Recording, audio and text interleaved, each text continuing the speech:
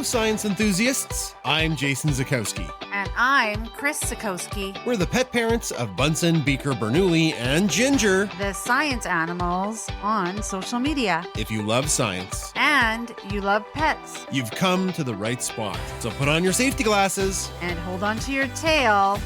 This is the Science Podcast. Hi, everybody, and welcome back to the Science Podcast. We hope you're happy and healthy out there. This is episode 27 of season 7. Long time no talk, Chris. We've been away from this for 2 weeks. It's been a while. We've been super busy doing other things like reshipments, and we've been working around the clock. Yeah, so we've spoken about this on social media, but to make a long story short, the Bernoulli stuffies that we had this awesome pre-sale for, and they arrived in August, and we shipped them all away on my birthday or the day after. And a whole bunch of them got rejected in customs in the States. We don't know why. We followed all the rules and like 140 of them came back.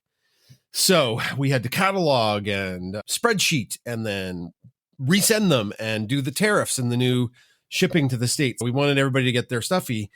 And yes, Chris is right. We've been basically working every evening for a couple weeks and the podcast had to go on the back burner. And the irony is, Chris, I was heading to the post office yesterday to drop off the remaining stuffies. And guess what happened all across Canada? You called me about this and you said, you're not going to believe it. And I said, what? And you said, Canada Post has gone on strike. We were very frustrated when it happened, but you and I are very stubborn, hardworking people, and we figured out a solution to it. And everybody was very gracious about waiting. So some folks are going to have to wait a little bit longer because our entire national post system is now on strike. So I can't even deliver anything. Anyways, that's out of our hands. Our hands, out of our controls. You always say there's nothing for it. There's nothing for it. There's nothing. And we've had a really good couple of weeks with the dogs, and we haven't really had pet chat to talk about it. And this isn't really the place to talk about all the fun stuff we've done with them. But just real quick, we were at Comic-Con on Saturday, and that was an amazing experience. It sure was. The dogs did so great. They went as super dogs, Superman and Supergirl, and it was a lot of fun. We met some celebrities and made some memories and made our fans very happy. Yeah, it was an awesome time. Okay, what's on the show this week? In science news, there's a really big story about Huntington's disease, and I thought we would sink our teeth into that. And in pet science, a really cute study about, I guess they're gifted dogs and how they process language. I don't know if our dogs would be considered gifted. We're talking about those border collies that know hundreds of words. I don't know if our dogs would be considered gifted. They're smart. I don't know if they'd be in Mensa quality though. No. But although I was very impressed that you can say, find your leash, and Bernoulli does it. Yeah. He's way smarter than he looks. He just looks like a happy lug. All right. On with the show because there's no time like science time. This week in science news, let's talk about Huntington's disease. Now, you've probably heard of that before, and it's been a hot minute since I've had to explain to students what Huntington's disease is, but it's a mutation in the Huntington gene, and the mutation leads to an abnormally long protein that becomes toxic.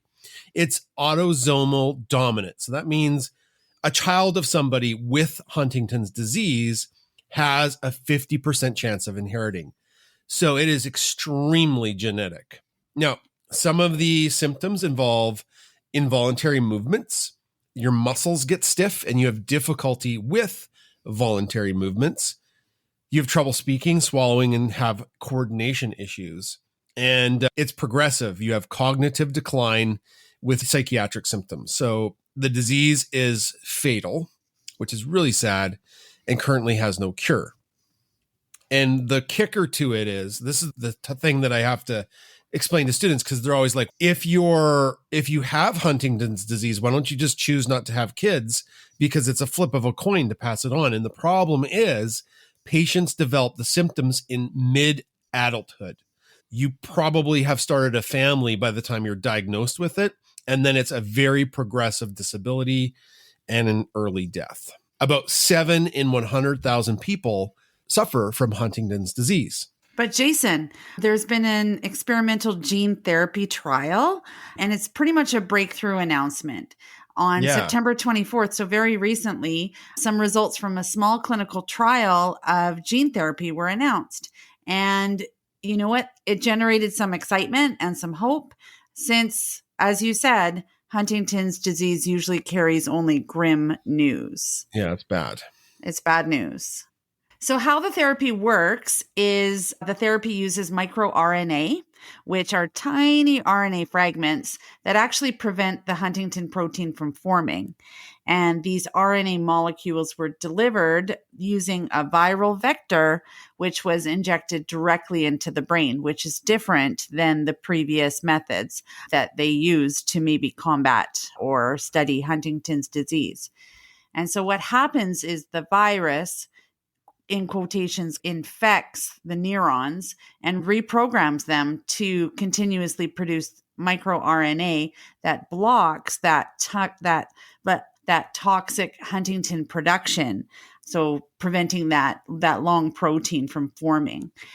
And as I said, this approach is different from earlier trials because the RNA was injected into the cerebrospinal fluid, which actually failed to reach critical areas of the brain. Right. And you had mentioned that it's a viral vector. So just quickly, if that term is confusing to you, that's something that scientists have borrowed from viruses, and it delivers genetic material into cells. Remember, viruses are super good at sneaking their genetic instructions into other cells. And if we can modify them to carry instructions instead of good instructions, instead of harmful ones, those instructions can get, it's almost like a heist, like they can Ocean 11 themselves through the cell membrane and into the main part of the cell. And that's what you mentioned. They're continuously producing those RNA blockers. Mm-hmm. The trial details are interesting. It's a very small study of 17 people with early Huntington symptoms.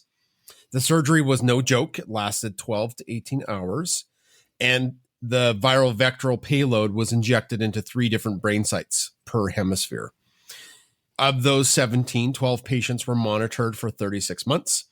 And they gave them different tests to determine their progression of disease, like motor control, their attention, their memory, and how well they did at daily life skills. And Chris, the results were very cool. They were very cool. So we would like to say it was a small sample study, but it does show promise because it isn't a cure, but the disease progression was slowed. And patients on the highest dose showed about a 75% less decline in cognitive and motor symptoms compared to the untreated patients. Mm-hmm. And some patients' symptoms actually appeared to stabilize. There was some anecdotal successes, so sharing the stories. One patient who was previously unable to work actually returned to his IT job a year after going through therapy, and others that were expected to be wheelchair bound were still walking after 3 years, which is incredible. Yeah, so this is a really good news study. Yeah, this is such a good news study. Huntington's disease is just devastating.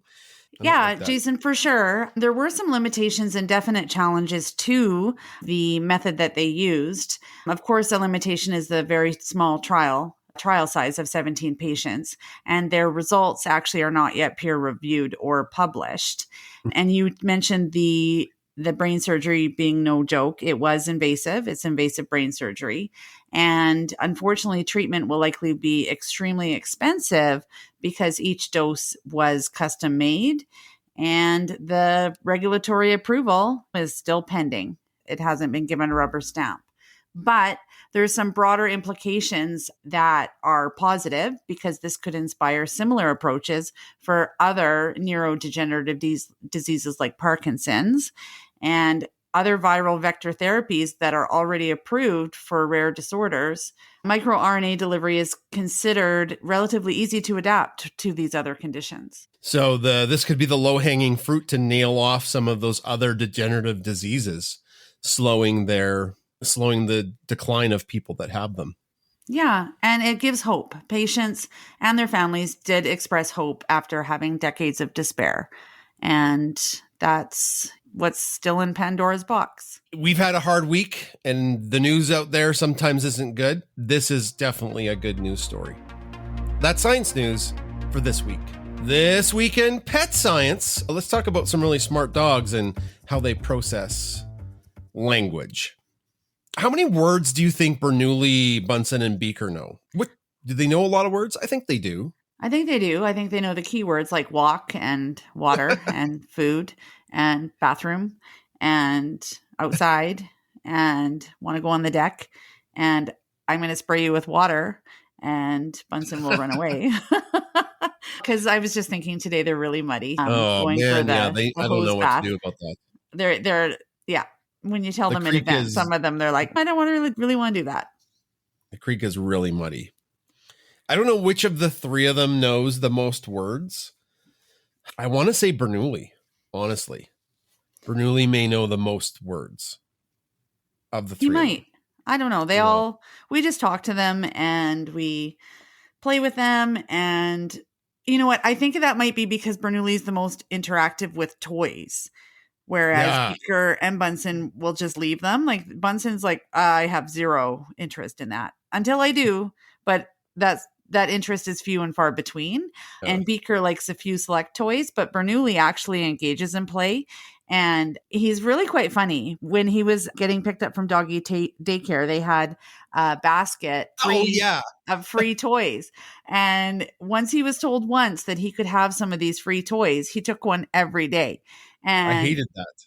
He had one every day and he just loved it. So now you go pick him up and they have a table full of baby clothes because one of the trainers there, she's having a baby. So they have this baby draw for guess the weight, all that stuff, and these wonderful clothes that are on the table. You know what? Bernoulli doesn't differentiate between those toys that were free for the taking and the little baby onesie that he definitely took the other day.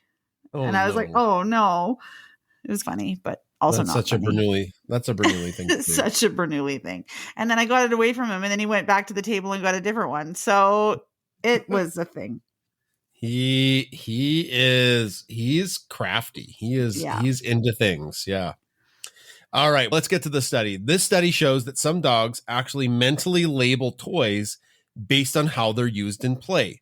So they sort them by function, not just by appearance or verbal cues. And this study comes from Current Biology, really recently, September 18th. Now, this was sparked by an observation. A dog in another study categorized toys into groups like ball, rope, and ring. And remarkably, the dog could also classify toys she'd never seen before into those groups. So the researchers asked then, can dogs also categorize toys strictly by function rather than what they look like? Of course, you mentioned the study participants were the gifted word learner dogs, mostly border collies. They're so smart and they have an unusually large vocabulary of toys that they use that they've learned naturally at home, because I think the border collies play with their toys and they really enjoy that. They're like fun and they're like, please play with me. Otherwise, I'm going to eat your drywall. Yeah, they need a job and they need mental stimulation. Exactly. Bunsen and Bernoulli just need the couch. Like they just need to go to sleep. They just power down. They do. But I think we would be very busy with a border collie. Oh my God. I don't know. We would be over the top. It would be what? Oh my goodness. 11 dogs were recruited for this study and then 7 completed the project. There was a few there that didn't make the cut. Okay. And I know. And it was fun. The experiment was conducted in dogs' home environments and that ensured natural play. And so the first thing that they did was functional training. So the owners played either throw or fetch or pull, like a tug of war game, with their dogs, using plushies, squeakers, ropes, a variety of toys. And then each toy was randomly assigned to one category. So like the throw category or the pull category, regardless of its physical traits. And then owners named the activity out loud, right? Giving a name to it, like throw or pull, while they played. And then in the next step, they tested with novel toys. So the toys that dogs had not seen before. by introducing those new toys and playing either fetch or tug with those toys, but they did not name the activity allowed. And so the dogs had to rely only on the experience of the function, not the verbal or the visual cues. And then like the new toy, they just played tug with it and the dog just had to know, oh, this is a tug toy, and they never were told. And then step 3, or the last part of the study, was and then lastly, step 3 was a retrieval task where owners asked their dogs, hey, bring me a throw or bring me a pull from a pile of old and new toys. And the test would be, would dogs apply the functional category to the toys they had never heard labeled before? So would they realize, oh, that was a new toy and I played tug with it? It's a very human thing, right? If you get a bunch of kindergartner kids together and you're like, these are scissors and they cut, and then you give them something that looks like scissors, I'm sure they'd be able to classify them, right? That's a human thing that humans are really good at doing, is classifying a bunch of stuff together as function. So Here come the results, Chris. The dogs did great. Out of 48 trials, dogs selected the correct novel toy an average of 31 times. And the mistakes mostly happened when dogs grabbed an old toy they had already heard labeled. Now, that's not 100%. 31 out of 48 is about a 65% rate. That's much higher than a guess. And the findings were enough to show that dogs generalize function categories from familiar toys to new ones without verbal instruction. Very cool. So it's a significant study, though, Jay, because it's pretty novel. Previous studies relied heavily on trained captive animals, whereas this one was testing categorization by function in the natural home setting with a pet dog versus a heavily trained captive animal. And the study actually carefully ruled out reliance on physical features or other cues. And they actually assessed the dog's cognitive level. So the dog's skill was compared to that of a human toddler. Aw. I know. So that suggests dogs don't just memorize words, but they can use them in a flexible, functional way. That's cute. I've heard that we've done a lot of dog studies, and that's the capacity that your dogs have. They're a toddler. They're a baby, not a baby, but they're a toddler. Yeah. And toddlers will surprise you with what they know, but they're not an adult. So that's why we love them so much, because toddlers are a lot of fun, but they're a lot of work too. Exactly. I was never more tired. I keep saying this. I was never more tired than when Adam was a toddler, but he was also a lot of fun. Future studies may explore other categories beyond throw and pull. Maybe, what's another category of frisbee? I have no idea. I guess they'll have to come up with other categories. And it raises a broader question about how dogs recognize, remember, and infer. And these are all signs of complex cognition. We know dogs are smart, and I guess we're just finding out that they're as smart as some humans, if the humans were toddlers. All right, that's Pet Science for this week.